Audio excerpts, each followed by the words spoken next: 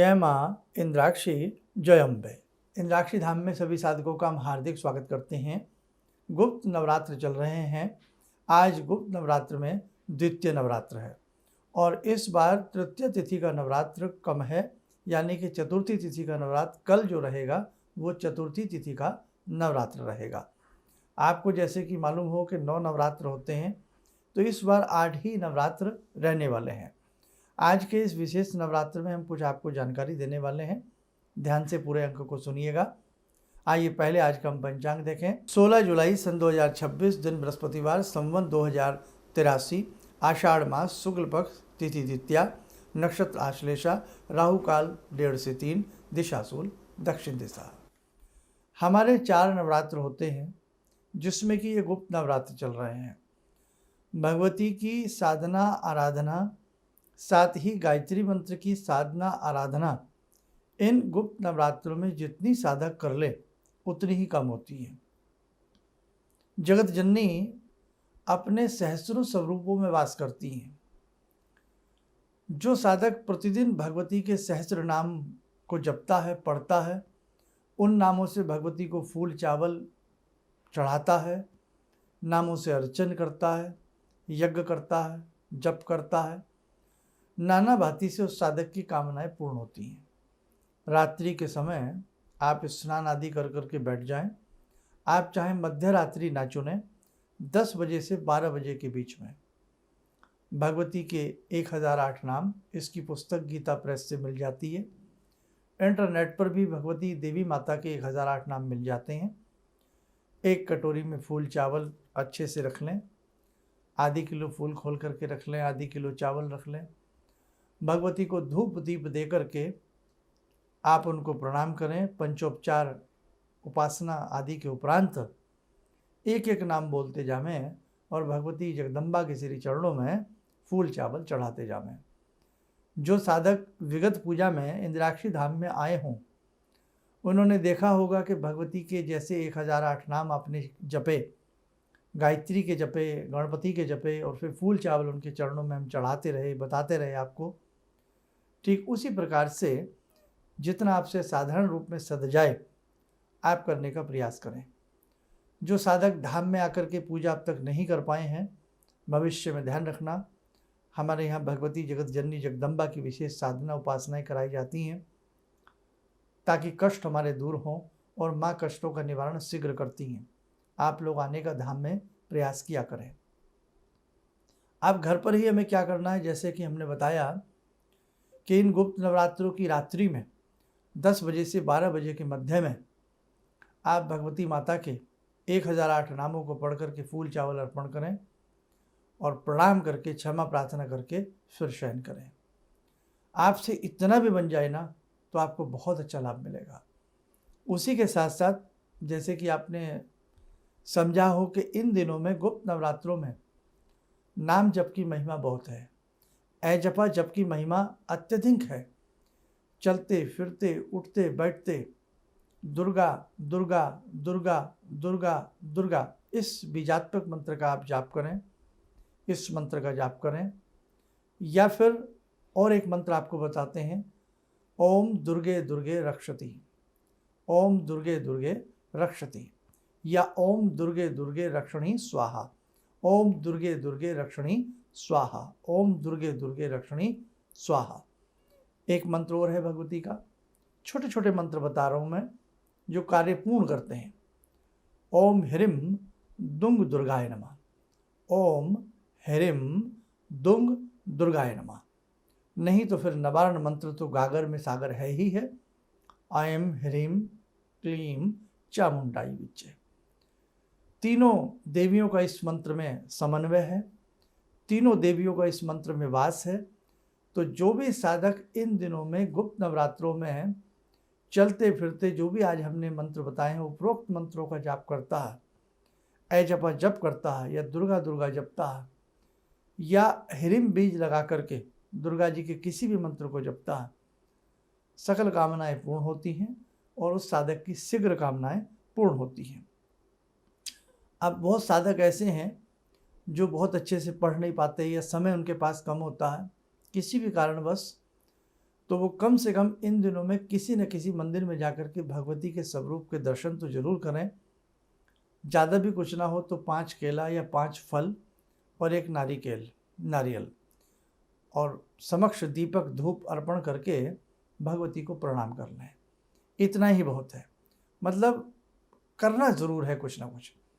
और आप ट्रेन में सफ़र कर रहे हैं, बस में सफ़र कर रहे हैं, स्वयं ड्राइव कर रहे हैं या कुछ भी आप कर रहे हैं, तो मानसिक रूप से किसी न किसी भगवती के देवी मंत्र को आप जपें, या किसी मंत्र को आप जपते आ रहे हैं, आपका कोई देवी मंत्र दीक्षा मंत्र है या कोई मंत्र आपको किसी उपाय के लिए कभी किसी ने दिया है दुर्गा जी से संबंधित, तो उस मंत्र को भी इन दिनों में आप ज़रूर चलते फिरते उठते बैठते मानसिक रूप से जप के रूप में जपिएगा।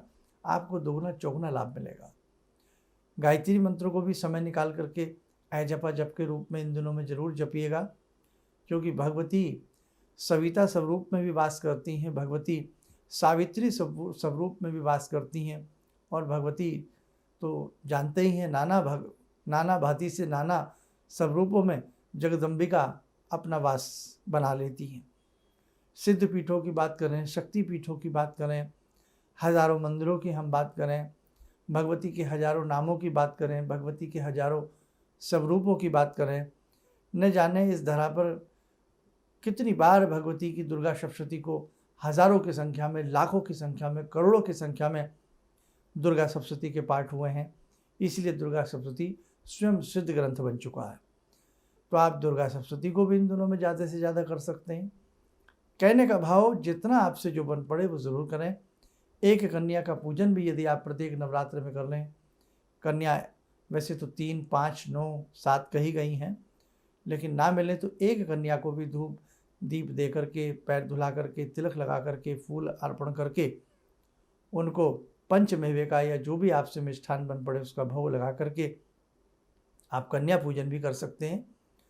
और इन्हीं दिनों में जैसे हमने कहा कि कहीं भी आसपास दुर्गा भवानी का मंदिर हो, दर्शन तो जरूर करके आएँ। 5 फल चढ़ावें, धूप दीप अर्पण करें, नारिकेल उनको अर्पण करें, बड़ा ही शुभ रहता है।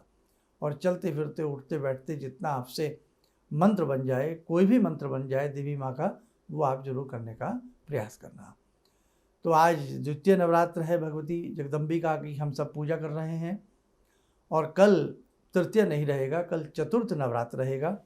और इस बार जो अष्टमी रहेगी गुप्त नवरात्र की, वो 21 जुलाई की रहेगी, दिन मंगलवार है। नवमी, यदि आप नवमी पर पारण करते हैं तो 22 जुलाई की नवमी रहेगी, दिन बुधवार रहेगा। ठीक है, क्लियर हो गई आपको बात। बाकी एक ही नवरात्र है, कम हुआ है तृतीया तिथि का। चतुर्थी, पंचमी, षष्ठी, सप्तमी, अष्टमी, नवमी पर्यंत ये नवरात्र रहेंगे। अब हम आपको एक संदेश और दे दें। गुरु पूर्णिमा आ रही है। गुरु पूर्णिमा हमारी है 29 जुलाई की। धाम में विशेष प्रकार से गुरु भगवान का पूजन होने वाला है। जन्मों जन्मांतरों से गुरु सत्ता एक आत्मा के संग जुड़ जाती है और जुड़ी रहती है। कोई भी जब किसी के गुरु बनते हैं तो वो एक जीवन का मिलन नहीं होता है, हजारों जीवन का मिलन होता है। इसलिए पूर्णिमा में हमें गुरु पूजन अवश्य करना चाहिए। और साल में पूर्णिमाएं तो हर महीने आती हैं, लेकिन गुरु पूर्णिमा वर्ष में एक बार आती है। इसलिए जो भी धाम में आकर के, इंद्राक्षी धाम में आकर के विशेष विधि विधान से गुरु पूर्णिमा का पूजन करना चाहता हो, गुरु भगवान का आशीर्वाद प्राप्त करना चाहता हो, तो वो ज़रूर आवे। और जिस पर गुरु मेहरबान हो जाते हैं उससे देवी देवता भी प्रसन्न हो जाते हैं। तो ध्यान रखना, 29 जुलाई की ये तिथि है। प्रातःकाल 10 बजे, 10 साढ़े 10 बजे के आसपास ये विशेष पूजन प्रारंभ होगा। और किसी भी प्रकार से जो इंद्राक्षी धाम में ये पूजन होते हैं, किसी भी प्रकार से इस प्रकार के पूजनों में कोई शुल्क नहीं होता। सभी के लिए साधारण भाव रखते हुए, सुंदर भाव रखते हुए सभी के लिए ये पूजन निःशुल्क होते हैं। तो आप लोग आने का प्रयास करें। एक बार आप आकर के पूजन तो करें, आपको स्वयं में बहुत अच्छे भाव लगेंगे, स्वयं में आपको बहुत अच्छी कृपा अपने ऊपर होती हुई दिखाई देगी। चलिएगा, समय चला है, जुड़ते हैं आज की ध्यान साधना में जगत जननी माँ भगवती जगदम्बा से। ॐ सिन्दूरारुणविग्रहां त्रिनयनां माणिक्यमूले स्फुरात् स्तारानायकशेखरं स्मितमुखी बापेन वक्षोरुवां पाणिभ्यामलपूर्णरत्नचषकां रत्नोत्परां बिभ्रति सौम्यां रत्नगटस्थरक्तचरणां ध्यायेत् पराम् अम्बिकां खड्गं चक्रगदेषु चापपरिगान् चूलम्बुसुण्डिं शिरा शङ्खं संदधतीं करे स्त्रीनयनां सर्वाङ्गभूषावृतां नीलासमद्युतिमास्य पाददशकां सेवे महाकालिकां यामास्तो स्वपितैहरो कमलजो हन्तुं मधुं कैटवम् विद्युद्दामसमप्रभां मृगपते स्कन्दस्थितां भीषणां कन्याविहकरवालखेटविलसा धस्ताविरासेवितां हस्तैश्चक्रगदाशिखेटविशिखां चापं गुणं तर्जनीं विप्राणामलिलात्मिकां शशिधरां दुर्गां त्रिनेत्रां भजे। कवच बना लें, ध्यान करें, भगवती का शुभ आशीष हम सबके ऊपर बरस रहा है।